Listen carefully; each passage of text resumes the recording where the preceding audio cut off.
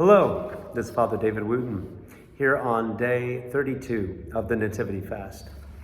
Once again, our meditation for today comes from Dr. Peter Butenev's book, How to Be a Sinner.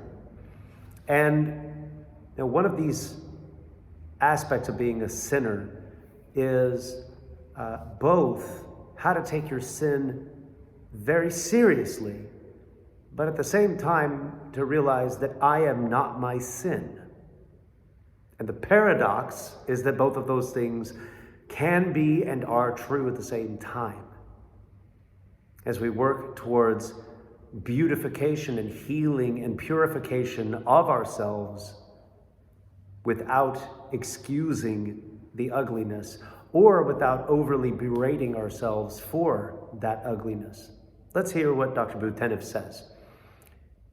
Humility is effectively a genuine, proportionate sense of one's self before God and others. It also denotes wholeness or whole-mindedness, because our goal is not to further fragment ourselves. And then in parentheses, here's my good self, here's my bad self, but to be whole persons. It is this whole person and not some kind of pious created persona, or I would add, apart from the good doctor's words, some supposedly indifferent, rebellious persona. I'm just going to do what I want. Nobody can tell me what to do. I'm just going to come in and God can just deal with me however I am and I don't care. Both of those attitudes are seen as a kind of way to split our personality or to reduce ourselves down to something we can control. But both of those are what Dr. Butenev calls some kind of facade. And it's this, rather than that facade, that partial person that you put forward, that is only sinner or only saint, but rather the whole person needs to be who relates with himself and with others. There needs to be this sense that I am a sinner. I am a human being that feels and thinks and acts and lives in a way that falls short, a way that misses the mark of perfection that Christ exemplifies. You see, when we compare ourselves to Christ, of course, we will fall far short of this. We will miss the mark. This is what sin means. It's an archery term that just means to miss the bullseye. Christ is the bullseye. And of course, we miss that mark simply by our existence, our mode of existence. Never mind the multiplicity of our thoughts and words and deeds. And so what do we do about this? Well, some people can drive them to despair, to just throw their hands up, physically or spiritually, literally or figuratively, and to say, well, then I'm done. If I can't do this perfectly, I'm not going to do it. Others will say, well, if I can't do this perfectly, if I can't fix it all, then, I'm just going to resign myself to live however I want to live, or to not work on the sin, to not take any steps because, it's too much.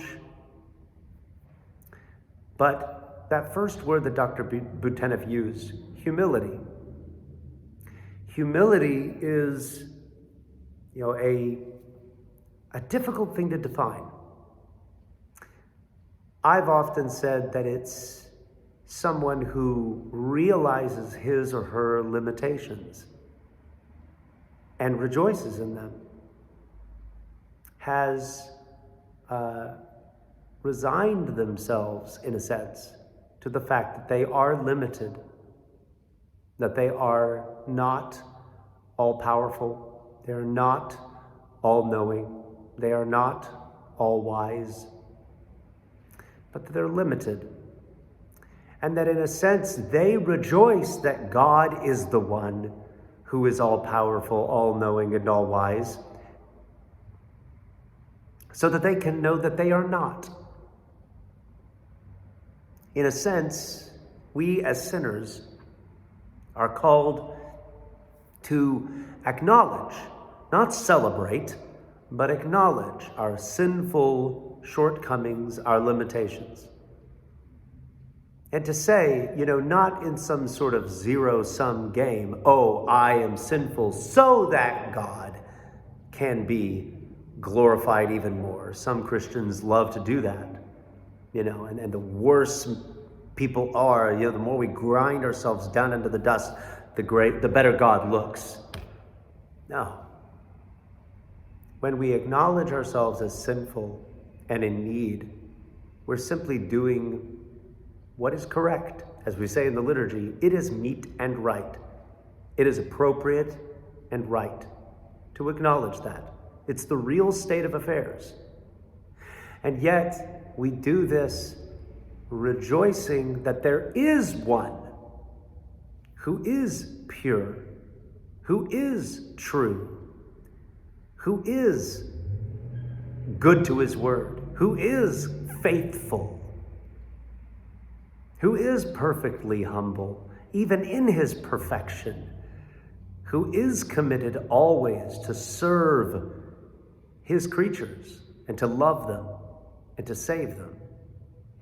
So let us go forward as we acknowledge our sinfulness, and especially during the last days here of this Nativity fast, that we approach the confessional and we bare our souls not in some sort of frantic, manic kind of, I have to beat myself up over and over again, because that's what God is doing.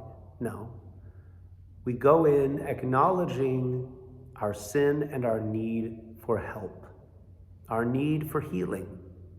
And we place ourselves before not a stern judge who is waiting for us to mess up so he can pound the gavel onto us, but to the great physician who is waiting for us to present our wounds to him, so that perhaps with the soothing oil of the Spirit, perhaps with the biting cleansing of wine and out, with wine that the Good Samaritan puts oil and wine into the wounds of the beat up person.